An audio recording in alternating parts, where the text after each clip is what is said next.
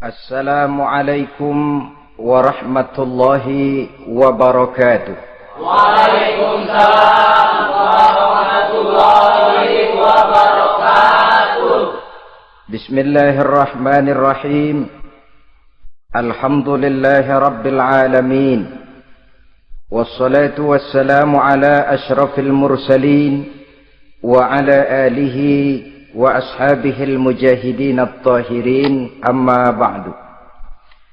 Saudara-saudara kaum muslimin rahimakumullah, sebagai kelanjutan dari pembicaraan kita tentang serial para nabi, maka pada pertemuan kali ini kita akan membicarakan riwayat tentang Nabi Sulaiman alaihi salam dan Ratu Balqis.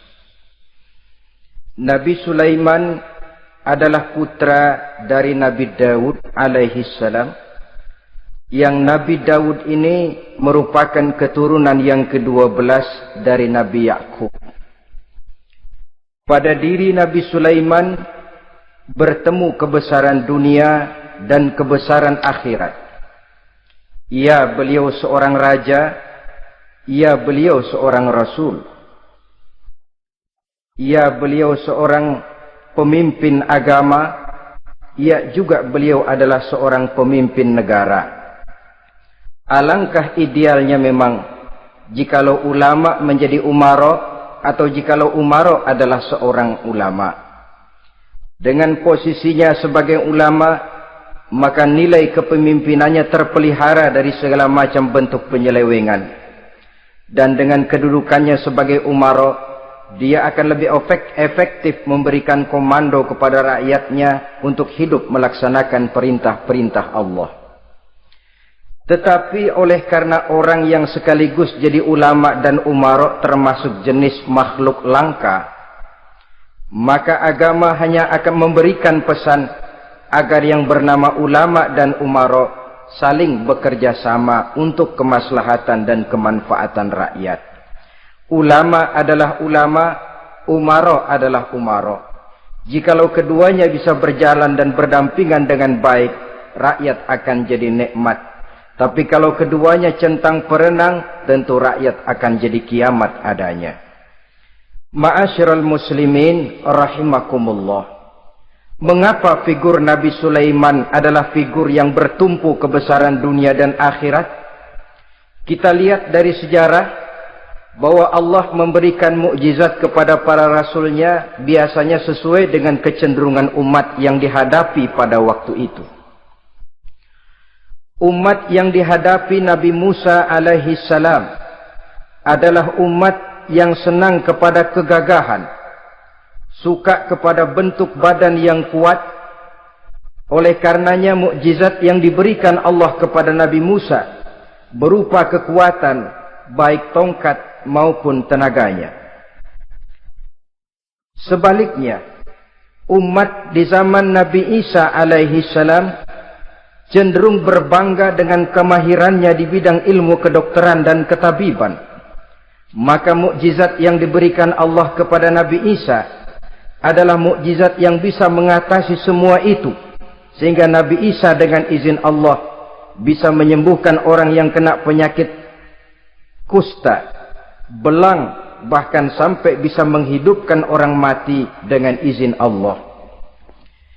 Di zaman Nabi Muhammad sallallahu alaihi wasallam, kecenderungan umat kepada kemampuan bersyair, sehingga ketika itu yang dihargai adalah ujung tombak dan ujung pena. Ujung tombak dalam arti pahlawan perang, dan ujung pena dalam arti seniman dan penyair. Maka di antara mukjizat terbesar yang diberikan kepada Nabi adalah Al-Quranul Karim, yang keindahan gaya bahasanya tidak seorang penyair pun sanggup menandinginya. Di zaman Nabi Sulaiman alaihi salam, kebesaran dan kemegahan dunia, kekuatan dan kejayaan menjadi ukuran. Kita tahu bahwa Jalut yang dihadapi oleh Nabi Daud adalah seorang yang bertubuh besar dan gagah perkasa, yang dalam sejarah lebih kita kenal dengan nama Goliat misalnya. Maka tidak heran kalau mukjizat yang diberikan Allah kepada Nabi Musa merupakan mukjizat yang bertumpu antara kebesaran dunia dan kebesaran akhirat. sebagai raja dan juga sebagai nabi. Tetapi yang patut menjadikan pelajaran buat kita terhadap seluruh kebesaran yang diberikan itu, Nabi Sulaiman berkata, "Haza min fadli Rabbi liyabluwani aashkuru am akfuru."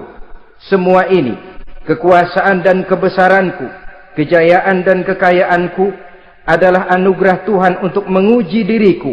Adakah aku menjadi bersyukur karenanya, atau malah aku menjadi ingkar karenanya? Alangkah baiknya jikalau ucapan Nabi Sulaiman ini kita bisa resapi dan kita bisa terapkan dalam kehidupan ini. Seorang pedagang yang berhasil berkatalah seperti perkataan Nabi Sulaiman. Seorang pejabat dengan kedudukan tinggi berkatalah seperti perkataannya Nabi Sulaiman. Seorang ulama dengan posisi sebagai pemimpin yang non formal berkatalah seperti perkataan Nabi Sulaiman. Seluruhnya berkata, "Haza min fadli Rabbi." Seluruhnya ini adalah karunia Allah untuk menguji diriku, adakah aku bersyukur atau aku menjadi ingkar karenanya. Inilah sekelumit tentang kebesaran Nabi Sulaiman alaihi salam. Pada usia 13 tahun, beliau sudah mewarisi kerajaan ayahnya Nabi Daud dengan meninggalnya Nabi Daud alaihi salam. Dan sejak itu, keistimewaan Nabi Sulaiman alaihi salam sudah nampak dalam kehidupan. Beberapa keistimewaan bisa kita catat dari pribadi Nabi Sulaiman ini. Pertama, beliau cerdik, cerdas, dan bijaksana. Dan tentu saja harus begitu. Kalau Rasul goblok, mana ada umat yang mau ikut. Tetapi kecerdikan dan kecerdasan serta sifat bijaksana ini nampak dari beberapa kisah yang pernah dihadapinya. Pertama, di saat beliau berumur 11 tahun, ketika itu yang menjadi raja adalah ayahnya Nabi Daud, datang mengadu seorang petani bahwa sawah ladangnya, tanaman-tanaman yang ditanamnya habis dimakan oleh binatang ternak dari tetangga di sebelahnya. Maka ia mengajukan usul agar binatang ternak yang memakan tanam-tanamannya itu diberikan saja kepadanya. Nabi Daud meluluskan permintaan petani ini, tapi Nabi Sulaiman berkata, "Ayah, maafkan saya. Kalau boleh saya mengajukan usul, jangan seluruh binatang ternak gembala itu diberikan kepada petani. Akan lebih baik kalau binatang ternak yang memakan tanam-tanamannya itu diberikan kepada si petani selama 1 tahun. Apabila ia berkembang biak, beranak, hasil susunya seluruhnya selama 1 tahun itu boleh dimanfaatkan oleh petani tadi. Dengan demikian saya rasakan ini merupakan satu yang lebih adil ketimbang yang tadi itu." Keputusan Nabi Sulaiman ini diterima baik oleh ayahnya, oleh si petani, dan oleh si gembala tadi. Pada usia 11 tahun, ia sudah menunjukkan kecerdikan, kecerdasan, dan sifat yang bijaksana. Contoh yang kedua, ada 2 orang ibu yang pada saat akan bekerja di ladang, masing-masing meletakkan bayinya di satu tempat, lalu keduanya pun asyik pergi bekerja. Sedang kedua ibu itu bekerja dengan asyiknya, datanglah seekor serigala menerkam salah seorang anak bayi tadi, dan kemudian dibawanya. Tinggallah anak bayi seorang. Ketika kedua ibu tadi kembali ke tempat dia meletakkan anaknya, maka keduanya lalu berebut anak yang satu itu. Jadi kasus berebut bayi rupanya memang sudah ada dari dulunya. Yang satu berkata itu anaknya, yang lain mengakui itu pun juga anaknya. Akhirnya keduanya mengadu kepada Nabi Sulaiman. Masing-masing ngotot, tidak ada yang mau mengalah. Akhirnya kata Nabi Sulaiman, "Kalau kamu berdua tidak ada yang mau mengalah, sudahlah begini saja. Berikan bayi itu kepada saya, akan saya belah 2 supaya adil. Masing-masing kamu bawa sarang sepotong." Ibu yang seorang berbinar matanya, kelihatannya gembira dengan keputusan itu. "Saya setuju Nabi Sulaiman, ini keputusan yang sangat adil. Betul, belah 2 saja bayi itu." Tapi ibu yang seorang malah berurai air matanya, membasahi pipinya. "Ya Sulaiman, daripada Tuhan belah dua anak itu, biarlah berikan saja kepada ibu yang mengaku tadi itu. Tidak sampai hati saya melihat anak yang begini ini harus menjadi korban. Biarlah dia diasuh oleh ibu yang mengakuinya tadi, asal dia tetap hidup." Nabi Sulaiman tersenyum, lalu berkata kepada ibu yang berurai air mata tadi, "Ambillah anak ini, Bu, karena ia memang benar anak ibu. Sebab sekejam-kejamnya hati seorang ibu tidak akan sampai melihat anaknya dibelah dua. Adapun engkau ibu yang gembira, engkau sesungguhnya ibu yang kurang ajar. Cuma sekedar ngaku-ngaku, buktinya anak mau dibelah dua kamu setuju. Ibu macam apa kamu anak dibelah dua setuju?" Akhirnya ibu yang satu itu menerima hukuman yang setimpal karena mengakui sesuatu yang bukan haknya. Di sini kita lihat kebijaksanaan yang dimiliki oleh Nabi Sulaiman alaihi salam. Bukti yang ketiga, pada waktu beliau mengadakan jihad fi sabilillah, beliau mengadakan mobilisasi dana. Tidak cuma manusia, binatang seluruhnya ikut memberikan sumbangan. Ketika datang gajah, gajah nyumbang kerbau. Datang kerbau, kerbau nyumbang kambing. Datang kambing, kambing nyumbang ayam. Datang ayam nyumbang burung. Datang burung nyumbang balang. Datang balang nyumbang semut. Gajah yang nyumbang kerbau ngelihat balang nyumbang semut ketawa. "Hei semut, balang, Nabi Sulaiman kamu berikan semut untuk apa kayak gitu kecilnya? Liatin dong saya nyumbang kebo," kata gajah. Nabi Sulaiman tersenyum seraya bersabda, "Al-hadiyatu biqadril muhdi." Pemberian itu memang sesuai dengan kemampuan orang yang memberi. Kalau gajah nyumbang kerbau itu wajar saja. Gajah besar sumbangannya pun besar. Sebaliknya kalau balang nyumbang semut itu juga memang pantas. Balang kecil sumbangannya pun kecil. Yang tidak wajar kalau ada balang mau nyumbang kerbau, ada gajah nyumbang semut. Di sini kelihatan watak yang bijaksana dari Nabi Sulaiman alaihi salam. Ini merupakan ciri keistimewaannya. Setiap rasul dibekali dengan sifat ini yang namanya sifat fatonah. Cerdik, cerdas, dan bijaksana. Yang ini memang merupakan mukjizat. Kecerdasan seorang rasul tidak merupakan hasil sekolahan, tapi merupakan bimbingan wahyu semata-mata, dan ini yang tidak bisa ditandingi oleh manusia. Jadi jangan lalu ngambil dalih Rasul aja nggak sekolah pinter, lalu ikut nggak sekolah, ya goblok terus. Itu khususiat kok. Sifat yang namanya fatona itu merupakan bimbingan daripada wahyu. Adapun manusia, jikalau dia mau cerdik, jikalau dia mau cerdas, jikalau dia mau bijaksana, dia harus belajar.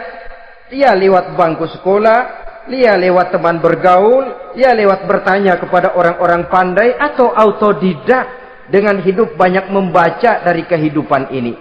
Dengan demikian nilai kecerdikan, kecerdasan, dan kebijaksanaannya akan bisa meningkat adanya. Ini keistimewaan pertama. Keistimewaan yang kedua, Nabi Sulaiman diberikan kekuasaan oleh Allah sehingga bisa menguasai angin, jin, bahkan juga mengerti segala macam bahasa binatang. Menguasai angin, beliau bisa menundukkan angin ribut dan memerintahkannya angin itu. Dalam surah Al-Anbiya ayat 81 kita temukan, "Wali Sulaiman ar-riha asifatan tajri bi amrihi ilal ardil lati barakna fiha." Dan bagi Sulaiman, ia mampu menundukkan angin ribut yang bertiup menurut perintahnya ke permukaan bumi yang kami berkahi di dalamnya. Menguasai angin, barangkali istilah sekarangnya, memahami betul meteorologi. Itu sebabnya mukjizat hanya diberikan kepada Rasul. Orang yang jiwanya sudah stabil. Coba kalau potongan kita diberikan keistimewaan bisa ngatur angin, Saban Sari main angin. Nggak boleh ada orang kita kesel sama orang, undang angin, hantam saja. Maka mukjizat semacam ini hanya diberikan kepada orang yang jiwanya sudah stabil. Ada satu cerita, namanya juga cerita, tapi kebenarannya mendekati. Seorang wali di tanah Jawa sholat Jumat di Masjidil Haram di Mekah itu. Namanya wali kalau di Jawa kan pakai belangkon. Dia sembahyang di Masjidil Haram. Ini ada orang Arab usil, tumben ngelihat belangkon. Ini apa di tengah masjid? Dia tepak belangkon itu, miring di atas kepala. Begitu belangkonnya miring, tanah kayaknya ikut miring. Sehingga penduduk heran, ini apa tanah jadi miring begini? Lalu ada seorang wali juga yang alim dan mengerti, lihat-lihat di tengah Masjidil Haram ada belangkon miring di atas kepala. Jangan-jangan ini sebabnya ini. Dia samperin, dia dananin lagi tuh belangkon rata, tanah kelihatannya kayak rata lagi. Keistimewaan seperti ini pun hanya diberikan kepada orang yang jiwanya memang sudah stabil. Coba kayak kita diberikan keistimewaan kayak begitu, main belangkon melulu. Saudara-saudara kaum muslimin rahimakumullah, juga bisa menguasai jin, memerintahkan jin, dan juga mengerti segala macam bahasa binatang. Kita bisa lihat dalam surah As-Saba ayat 12 misalnya. Demikian juga tentang mengerti bahasa binatang. Pada satu hari Nabi Sulaiman dan bala tentaranya lewat di satu lembah. Lembah itu kebetulan lembah semut. Ketika mereka lewat di lembah itu, Raja Semut lihat dari kejauhan, dia pidato kepada rakyatnya para semut itu. Apa katanya? Ya ayyuhan namlu dukhulu masakinakum, la yahtimannakum Sulaiman wa junuduh, wa hum la yash'urun. Jadi ini Raja Semut melihat Nabi Sulaiman datang bersama seluruh bala tentaranya, dia pidato kepada rakyatnya. Saudara-saudaraku rakyat semut, di mana saja suara saya bisa didengar. Perhatian, perhatian. Ini Nabi Sulaiman mau lewat dengan seluruh bala tentaranya. Kamu semua supaya masuk ke dalam lubang kamu masing-masing. Sebab kalau kamu nggak masuk ke lubangmu masing-masing, akan diinjak oleh Sulaiman dan bala tentaranya, sedangkan mereka tidak tahu kalau kamu kena injak. Masuklah semut itu seluruhnya ke dalam lubangnya masing-masing. Nabi Sulaiman senyum. Fatabassama dhahikan min qawliha. Mendengar ucapan Raja Semut ini, Nabi Sulaiman tersenyum. Lalu berkata, apa katanya?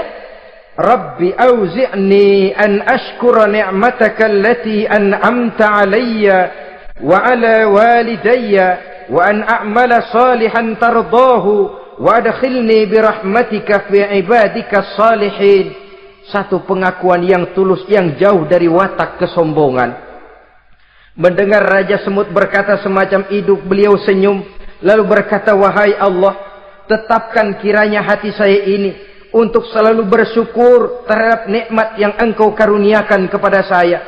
Karena nikmatku, nikmat yang Engkau berikan kepadaku, saya mengerti bahasa binatang. Karena mengerti bahasa binatang, saya mengerti seruan Raja Semut itu. Tetapkan saya untuk selalu bersyukur ya Allah atas nikmat yang Engkau berikan ini, atas nikmat yang Engkau berikan kepada kedua orang tua saya, dan tetapkan saya untuk selalu melakukan amal soleh yang Engkau ridhoi, dan masukkan saya ke dalam golongan hamba-hambamu yang soleh. Satu pengakuan yang tulus, yang jauh dari sifat kesombongan. Mungkin kalau sombong yang lahir, begitu dengar Nabi Sulaiman bahwa semut ngomong begitu, beliau akan berkata, iya, masuk ke buruan. Tapi kan tidak. Malah beliau perintahkan bala tentaranya, pasukan, berhenti. Ada apa Nabi Sulaiman? Di depan kita ada kerajaan semut. Mereka lagi kocar-kacir masuk ke sarangnya masing-masing. Tunggu sampai mereka masuk dan kita bisa lewat dengan aman tanpa harus menginjak-injak mereka. Bala tentaranya di stop dan berhenti. Ternyata kebesarannya tidak menyebabkan ia lalu memandang remeh sampai kepada makhluk yang bernama semut sekalipun. Masih tetap dihargainya sebagai makhluk dari Allah Subhanahu wa ta'ala. Sesuatu yang perlu menjadi contoh kita semua. Sebab orang bilang kadang kacang sering lupa akan kulitnya. Kadang posisi kita yang tinggi menyebabkan kita lupa dari mana kita berasal. Kadang harta yang kita miliki menyebabkan kita lengah dari mana kita datang. Akhirnya yang timbul adalah sifat sombong dan angkuh. Ibarat kata orang, kacang lupa dengan lanjarannya. Ma'asyiral muslimin rahimakumullah. Ini kebesaran dan keistimewaan yang diberikan Allah kepada Nabi Sulaiman alaihi salam. Apa yang perlu kita jadikan tamsil dan ibarat dari kebesaran ini? Saudara-saudara kaum muslimin rahimakumullah. Keadilan sebagai umara yang berpadu dengan kebijaksanaan sebagai ulama. Satu hari seorang sahabat bertanya kepada Rasulullah sallallahu alaihi wasallam, "Ya Rasul, kalau pada satu saat ajal merenggut Tuhan berlalu meninggalkan kami sekalian, kita berpisah untuk selamanya ya Rasul. Dalam kondisi semacam itu, azahrul ardi khairul lana ambatniha. Mana yang lebih baik ya Rasul buat kami kalau sudah ditinggalkan oleh Tuhan? Permukaan bumi atau perut bumi yang lebih baik?" Ini pertanyaan dengan bahasa kinayah. Permukaan bumi maksudnya hidup. Perut bumi maksudnya mati. Orang kalau sudah masuk ke perut bumi kan habis. "Ya Rasul, kalau engkau sudah tidak ada meninggalkan kami semua, mana yang lebih baik buat kami, hidup atau mati?" Bukan main pertanyaan ini. Di satu sisi menggambarkan cintanya sahabat kepada Nabi, sehingga kalau tidak bisa mati bersamaan, biarlah mati beriring saja. Di lain pihak juga mencerminkan bingungnya sahabat kalau sudah ditinggalkan oleh Rasul. Atas pertanyaan ini, apa jawab Rasul? "Kamu nggak usah khawatir. Walaupun aku sudah tidak ada, kembali ke hadratullah azza wa jalla, meninggalkan kamu semua, kamu tidak usah bingung. Dengan syarat, idza kana umaraukum khiyarukum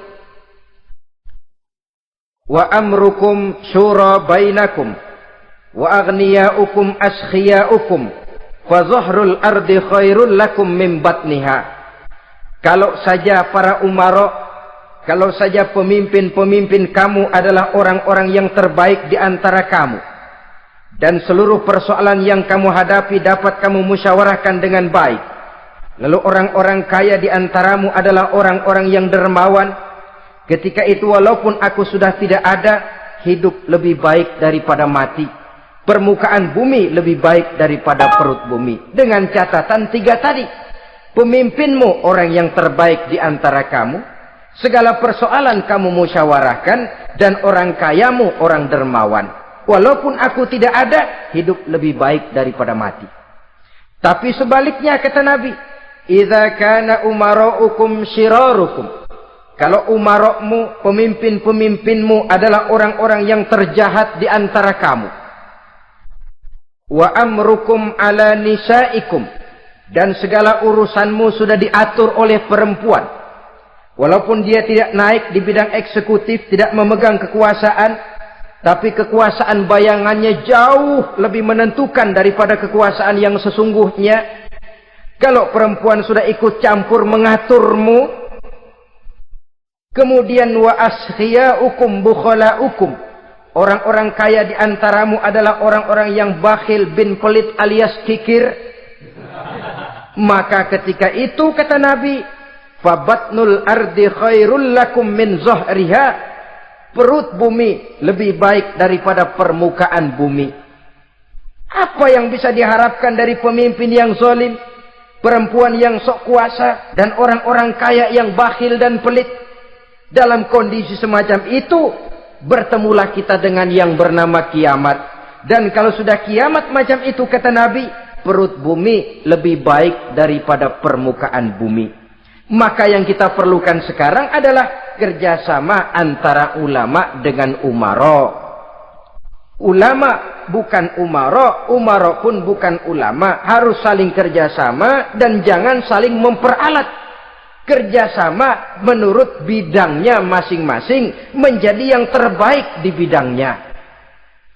Jangan sudah jadi kiai karena ingin berpartisipasi aktif lalu pindah jadi pemborong jembatan.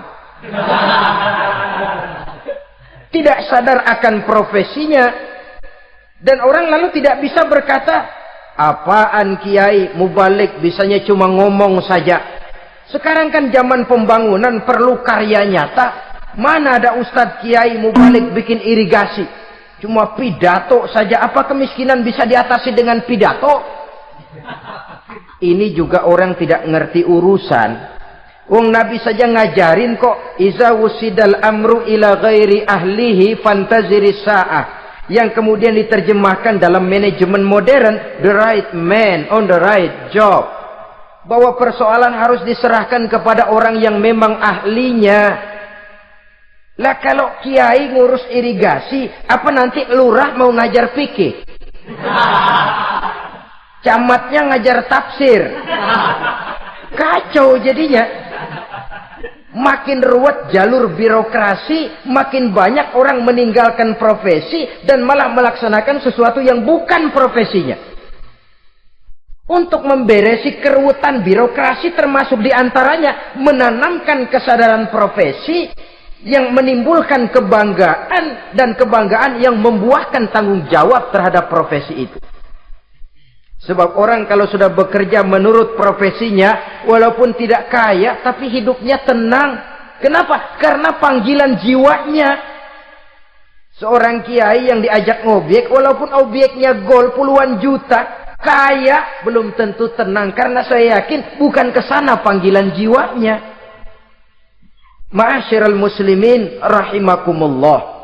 Itulah sebabnya kerjasama ulama membangun lingkungannya, ulama membangun manusianya, umarok membangun lingkungannya, sehingga terciptalah wujud daripada pembangunan manusia seutuhnya, ya zahirnya, ya batinnya. Seluruh kita berpartisipasi, hanya bidangnya saja yang berbeda-beda.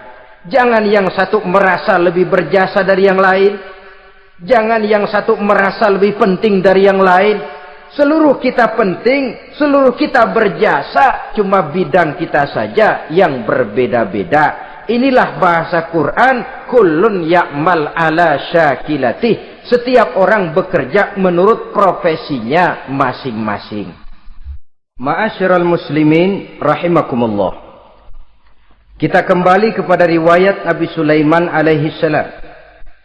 Satu hari ketika beliau sedang menginspeksi pasukan, berkumpullah pasukan beliau itu, ya tentara yang manusianya, ya pasukan jinnya, ya seluruh binatang-binatangnya berbaris.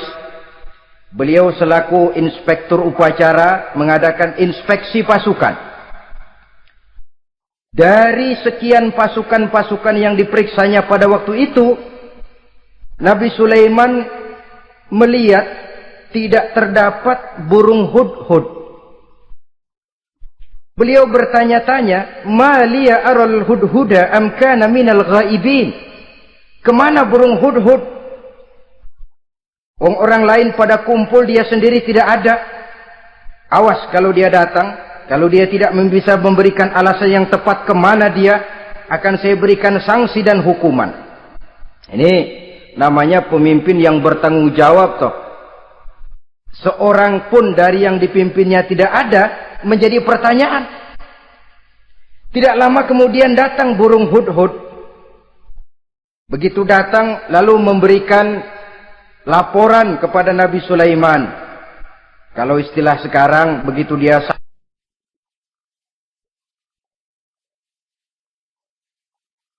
sampai berdiri hormat, lapor, kata hudhud ini.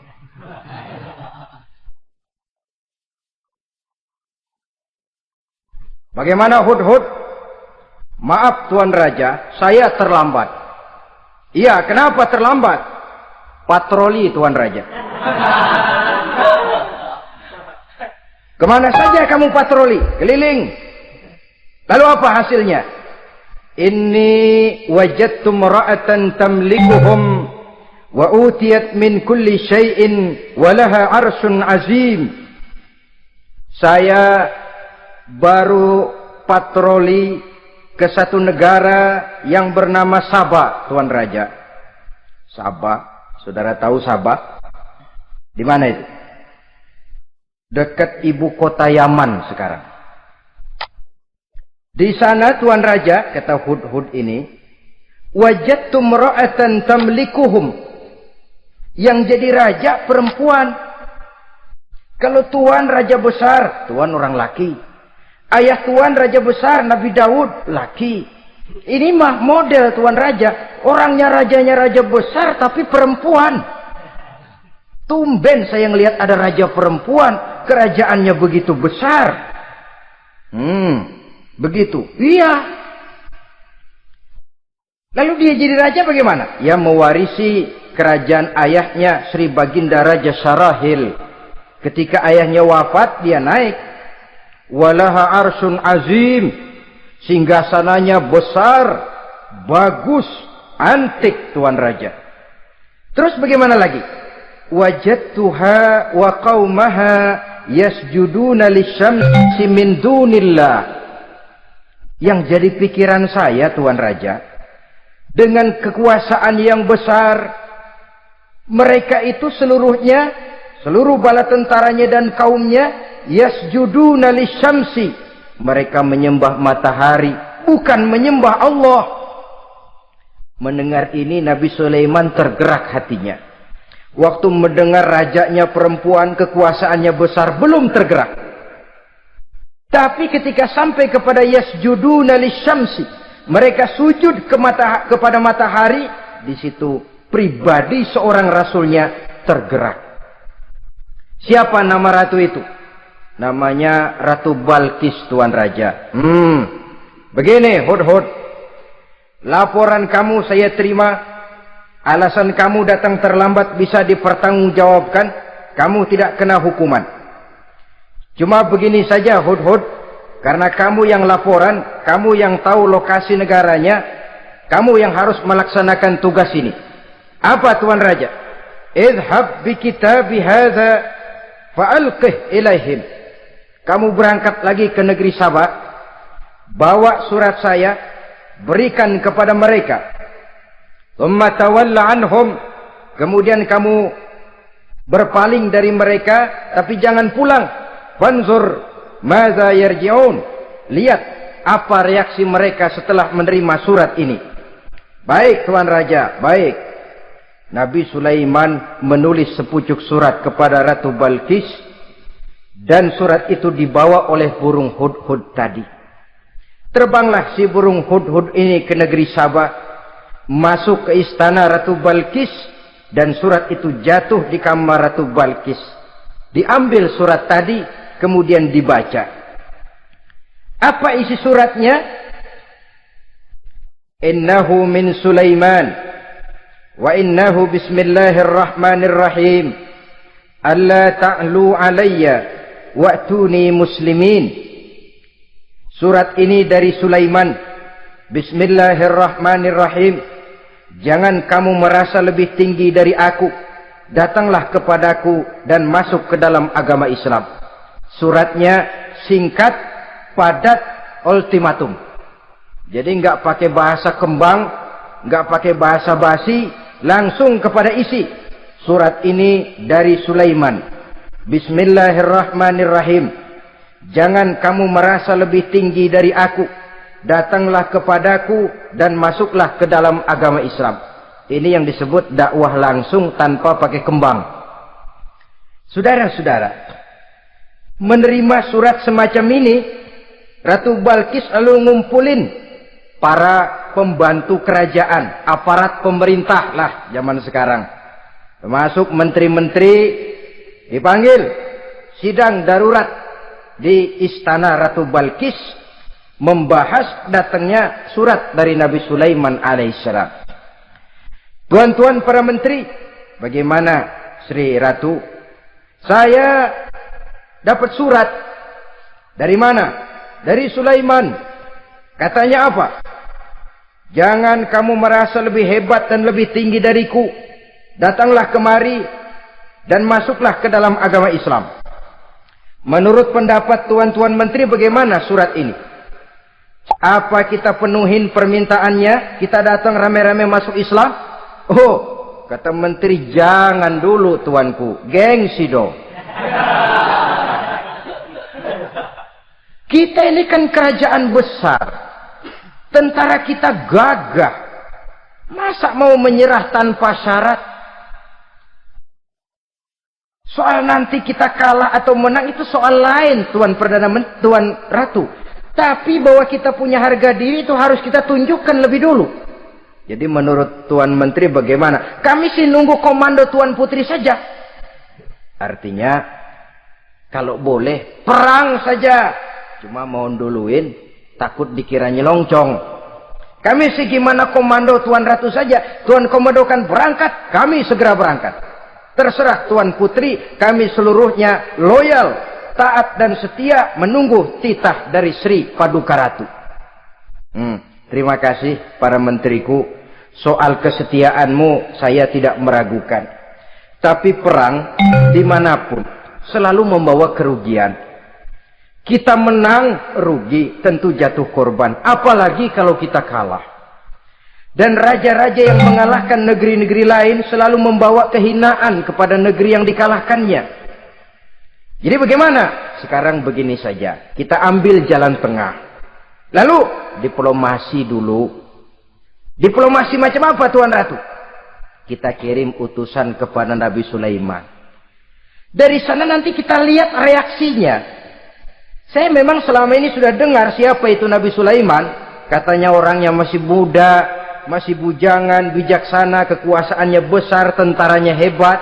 Cuma kan baru berita. Kita cek. Jadi diplomasi macam apa Tuan Ratu?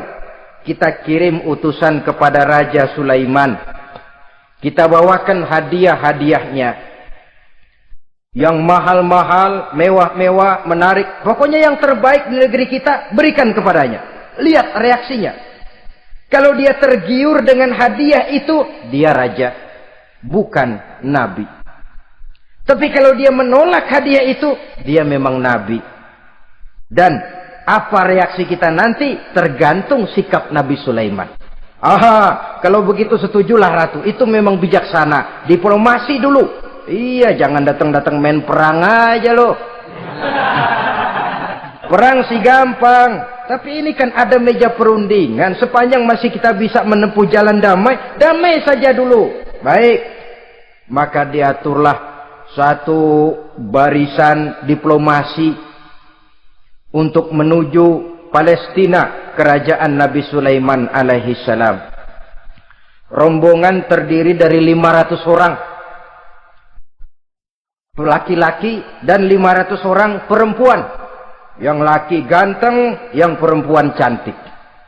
Yang laki dikendarai dengan kuda-kuda pilihan dan yang perempuan dikendarai dengan keledai-keledai pilihan. Kuda dan keledai pun dihiasi begitu rupa. Pelanaknya yang terbagus dilapis dengan sutra. Sedangkan bawaan-bawaannya tidak lain daripada intan, berlian, mutiara, jamrud, yakut, kesturi. Yang dilapis dengan sutra tenun yang asli. Pendeknya hadiah yang serba wah. Dan rombongan ini dipimpin oleh seorang diplomat ulung dari negeri Sabah bernama Munzir bin Amru. Ini ahli diplomasi dari negeri Sabah.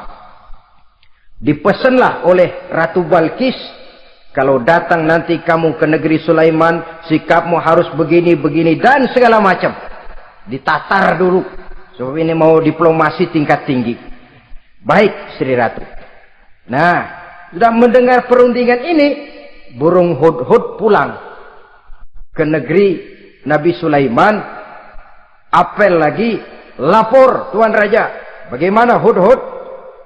Sikapnya mereka akan mengutus utusan dengan membawa berbagai macam hadiah untuk datang ke negeri kita. Baik. Nabi Sulaiman kumpulkan tentaranya, terutama para jin.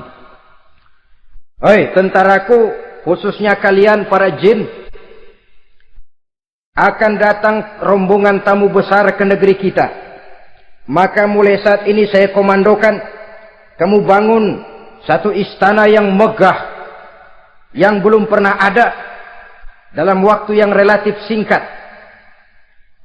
Dan lantai daripada istana itu harus dilapisi dengan kaca-kaca tebal yang bening, bawahnya diisi dengan air, diisi dengan ikan-ikan hias yang indah-indah. Baik Tuan Raja, maka tentara Nabi Sulaiman sejak manusia sampai binatang sampai jin, semuanya kerja bakti membangun istana yang megah. Sehingga sebelum rombongan kerajaan Sabah ini sampai, istana sudah selesai. Mereka masuk ke dalam istana Nabi Sulaiman. Begitu melihat lantainya gemerlapan air, masing-masing pada ngangkat kain.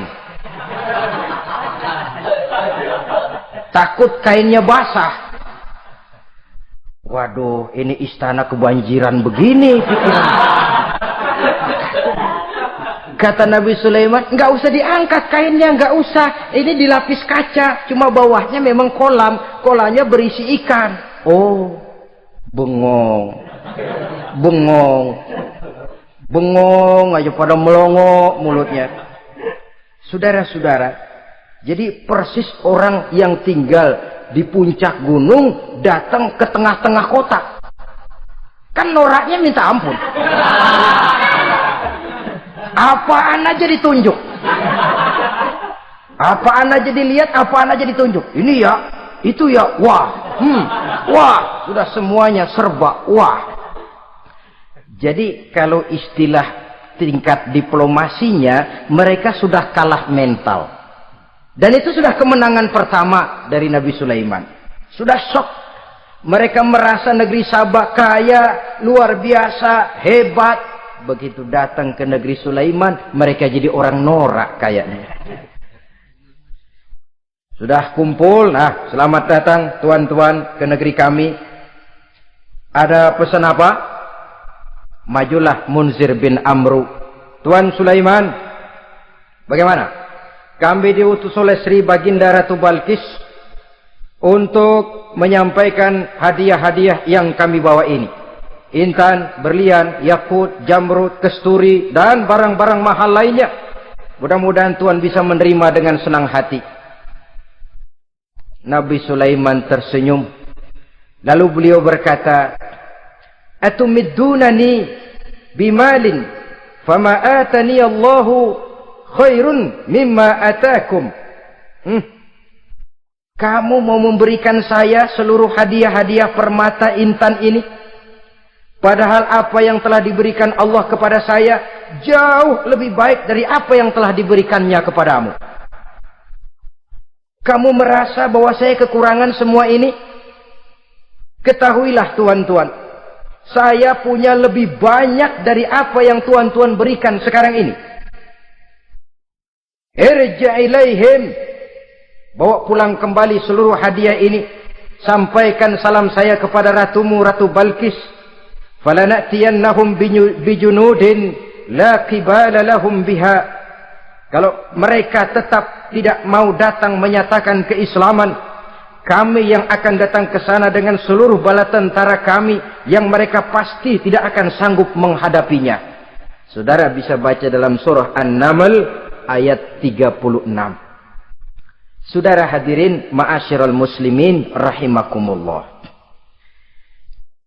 Kalau orang sudah silau dengan yang namanya upeti, hadiah, harta, secara mental dia sudah jatuh. Andai kata ketika itu Nabi Sulaiman menerima seluruh hadiah tadi, maka misi kerasulannya tidak akan jalan. Wibawanya hancur, dan dia tidak akan sanggup lagi mendakwahkan Ratu Balkis untuk masuk ke dalam agama Islam. Dia akan jadi cemoohan di negeri Sabah. Sulaiman ngomong aja, dikasih hadiah telap. Nah, ternyata ada yang lebih mahal dari harta, ada yang lebih mahal dari intan dan mutiara, ada yang lebih mahal dari pangkat dan kedudukan. Apa dia? Harga diri. Dan itu yang langka sekarang ini.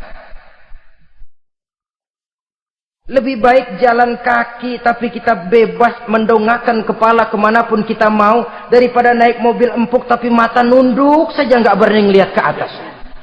Kehilangan harga diri. Ulama yang kehilangan harga diri akan menyelewengkan ayat. Pejabat yang kehilangan harga diri akan melakukan segala macam penyelewengan dan lain sebagainya. Harga diri sesuatu yang mahal. Terutama di kota-kota besar, kota-kota yang menyandang gelar metropolitan, biasanya harga diri ini sudah tidak dihiraukan orang lagi. Cuma untuk uang yang relatif kecil, cuma untuk kedudukan yang temporer, orang tidak segan-segan mengorbankan sesuatu yang paling mahal yang bernama harga diri. Akhirnya suap merajalela, sogok menjadi-jadi, semir pun menjamur. Bahkan malah kadang-kadang jadi target. Sehingga ada pernah berita jabatan wakil gubernur katanya dikomersilkan. Siapa yang bisa memberikan sekian puluh juta dia akan naik. Ini kalau sudah begini, ya salam. Orang itu kalau memperoleh satu jabatan karena mengeluarkan banyak uang, percayalah saudara, begitu dia naik ke jabatan itu, langkah pertama yang dia lakukan, bagaimana supaya uangnya bisa kembali. Bukan bagaimana bekerja sebaik-baiknya, bukan bagaimana mensejahterakan rakyat sebaik-baiknya, karena dia merasa naik jabatan banyak mengeluarkan uang. Setelah dia naik, gimana supaya pulang modal dulu, lebihnya kalau ada, baru bekerja buat rakyat, itu pun kalau nggak keburu pensiun. Kadang-kadang malah lebih celaka lagi, kalau sudah mau pensiun baru bikin pemutihan. Wah, saya baru rajin iktikaf di masjid, pergi haji. Kenapa? Udah pensiun. Tapi waktu masih aktif, tanda tangan masih laku, nota masih dihargai, kata belece masih berwibawa, lupa berbuat untuk hari depan dirinya sendiri, yaitu akhiratnya. Konon lagi untuk umat dan agamanya. Jadi untuk mengabdi, berbuat baik kepada umat, berkhidmat kepada agama, iktikaf di masjid, tuan-tuan, tidak usahlah nunggu sampai pensiun. Manfaatkan posisi yang tuan-tuan punya sekarang ini untuk beribadah dengan sebaik-baiknya. Itu pun masih bersyukur, masih bisa mengadakan pemutihan daripada tidak sama sekali. Cuma alangkah akan lebih efektifnya lagi kalau itu diawali pada saat kita masih mempunyai posisi kunci. Ini reaksi Sulaiman, saudara-saudara. Diberikan hadiah yang mahal, atau midunani bimalin, kamu mau nyogok saya dengan hadiah ini, yang diberikan Allah lebih hebat dari yang kau bawa sekarang ini. Apa yang saya cari? Oleh Allah saya telah diberikan sesuatu yang lebih besar dari yang kau bawa. Sudah, bawa pulang saja, sampaikan salam kepada ratumu. Kalau dia tetap ngotot tidak mau kemari, saya yang akan datang ke sana dengan seluruh bala tentara yang saya yakin sampean akan kewalahan ngadepinnya. Pulang, sampaikan salam saya, bawa seluruh hartamu. Diplomasi tahap pertama menang total. Utusan Raja Sabah sudah kalah mental, kalah juga fisik. Pulanglah mereka dengan membawa kembali seluruh hadiah yang mereka ingin sampaikan tadi. Bisa dibayangkan mentalnya, ya. Sama juga kita sudah punya niat ingin memberikan, menyogok seseorang, tahu-tahu yang mau disogok nggak nerima, pulang kayaknya muka kan belipat. Sulit ketemu orang. Jadi perasaan kita orang pada ngetawain aja. Padahal orang mah nggak tahu persoalannya. Tapi sikap mental sendiri itu. Jadi memang saudara-saudara ini berkaitan. Walaupun yang mau nyogok banyak, kalau yang disogok nggak mau, nggak jadi. Walaupun ada yang minta disogok, kalau yang mau nyogok nggak ada, juga nggak nyetel. Nah ini nyetel, yang mau nyogok banyak, yang disogok pun ada. Jadilah perbuatan itu. Ma'asyiral muslimin rahimakumullah. Sampai mereka di kerajaan Sabah, mereka ceritakan itu, Ratu Balkis bengong. Ternyata yang saya dengar selama ini memang benar rupanya. Sulaiman bukan cuma raja, tapi juga rasul. Bukan cuma pemimpin negara, tapi juga pemimpin agama. Lalu bagaimana, Saudara Ratu? biar saya pikir-pikir dulu. Pikir. Bagaimana ya? Sudahlah, begini saja. Kita sekarang berangkat ke negeri Nabi Sulaiman. Saya yang akan langsung memimpin rombongan. Ada dua tujuan Ratu Balkis sebenarnya. Tujuan pertama ingin melihat dengan mata kepala sendiri kebesaran Sulaiman yang selama ini dia cuma dengar beritanya saja. Yang kedua, ada udang di balik batu. Kalau setelah Nabi Sulaiman nanti melihat kecantikan Ratu Balkis ini, dia bisa fly. Nah, istilah anak sekarang, dia bisa fly. Nah, siapa tahu kan karena kecantikannya Nabi Sulaiman lalu jatuh hati. Dan Dewi Amor pun bicara, nanti bila mata bertemu mata, bibir ikut senyum, hati berdetak. Maka terjadilah magnet-magnet saling bersentuhan, percintaan tingkat tinggi. Kan lumayan dapat suami, dapat pacar seorang raja besar. Jadi dengan harapan ini berangkatlah Ratu Balkis ke negeri Nabi Sulaiman. Hud lapor lagi. Lapor. Bagaimana Hud? Ini Ratu Balkis yang mimpin sekarang. Baik, kita siap-siap. Begini saja, kata Nabi Sulaiman. Siapa yang bisa bawa singgasana Ratu Balkis ke sini? Jin Ifrit tampil. Saya. Berapa lama kamu perlukan untuk membawa singgasana Ratu Balkis kemari? Sebelum Tuan bangun dari tempat duduk, itu singgasana sudah bisa sampai kemari, Tuan Raja. Bagus. Ada yang bisa lebih cepat? Saya, kata seorang ulama. Berapa lama? Sebelum Tuan kedip. Asal Tuan kedip, Tuan melek lagi, singgasana sudah sampai di sini. Baik, kerjakan. Dalam waktu sekejap itu singgasana Ratu Balkis sudah sampai di istana Nabi Sulaiman. Pasang di sini, biar dia dudukin nanti, rubah sedikit biar dia nggak kenalin. Dirombak sedemikian rupa. Masuk Ratu Balkis ke istana Nabi Sulaiman. Terjadilah kemudian di perundingan semacam tingkat tinggi antara raja dengan raja. Bagaimana, Tuan Ratu Balkis? Iya, Tuan Sulaiman. Iya, bagaimana? Saya kagum dengan kebesaran Tuhan. Bukan kebesaran saya. Seluruhnya ini adalah karunia Allah kepada saya. Saya dengar Tuhan menyembah matahari. Padahal matahari tidak pernah memberikan apa yang Tuhan kehendaki. Matahari tidak pernah menciptakan Tuhan. Adalah lebih baik Tuhan menyembah yang menciptakan matahari daripada menyembah matahari itu sendiri. Nabi Sulaiman, bagaimana kalau kita mengadakan ya sambil berunding, sambil lobbying istilah sekarang. Baik, lobbying pun jadi. Berjalanlah meninjau seluruh pelosok istana Nabi Sulaiman alaihi salam. Seperti halnya bala tentaranya, Ratu Balkis juga sampai di lantai kaca, angkat kain. Kata Nabi Sulaiman, jangan diangkat tuh kain. Ini bukan air, istana kaca.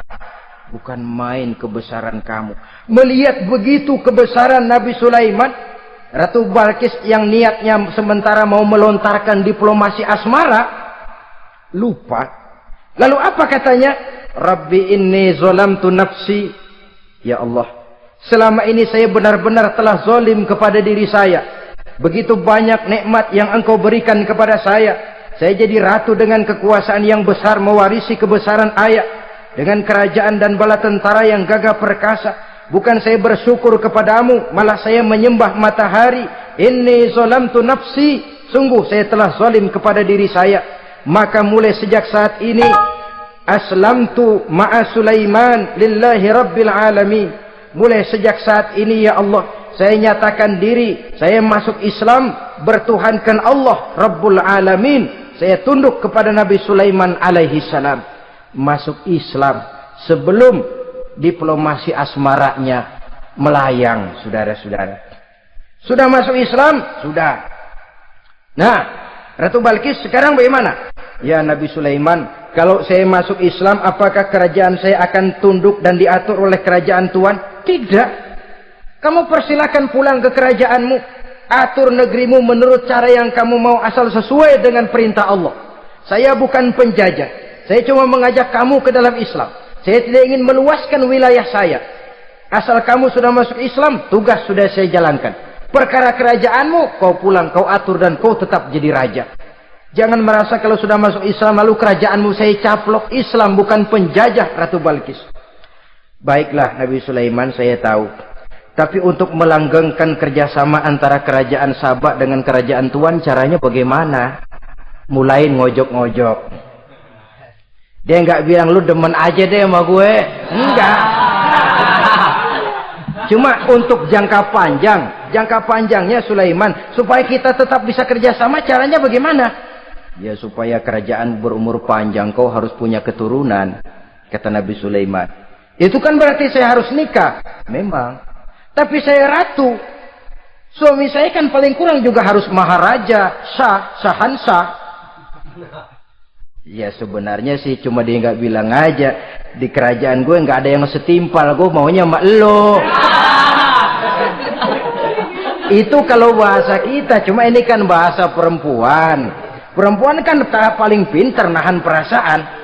Nggak kayak orang laki. Orang laki kalau lagi mabok cinta teler. Sama siapa aja dia cerita. Gua kan lagi demen sama si Ano.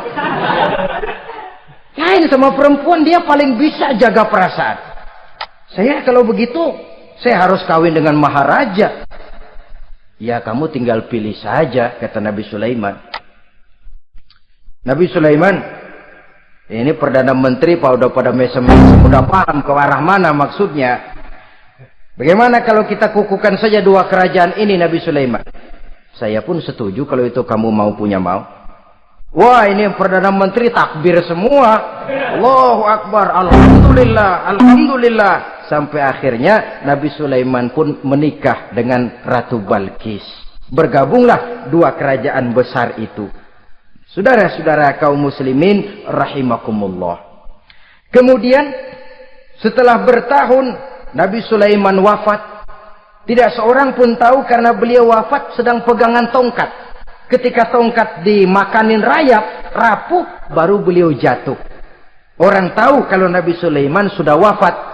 Menurut riwayat beliau wafat itu sedang sholat. Karena sholat Nabi Sulaiman cuma diri saja. Tidak pakai ruku dan sujud. Menurut riwayat lain beliau sedang memandori jin dan tentaranya yang sedang kerja. Begitulah wafat beliau, kita bisa baca dalam surah Saba ayat ke-14. Setelah beliau wafat, Palestina diserbu oleh Raja Bukhtanasor atau Raja Nebukadnezar. Seluruh kebesaran Sulaiman di bumi hanguskan, istananya dihancurkan, intan permata dan kekayaan beliau dirampok, dan tinggallah kebesaran Sulaiman cuma legenda saja. Yang kita kenal dengan istilah Haikal Sulaiman. Legenda, riwayat-riwayat yang sampai sekarang ini masih bisa kita telusuri kebenarannya. Saudara-saudara, inilah pertemuan yang singkat ini. Walaupun serba singkat, mudah-mudahan ada manfaatnya.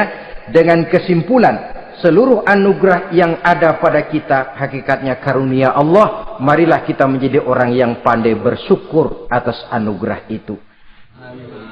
Terima kasih atas segala perhatian. Mohon maaf atas segala kekurangan. Usikum wa nafsi bitaqwallah. Wassalamualaikum warahmatullahi wabarakatuh. Waalaikumsalam warahmatullahi wabarakatuh.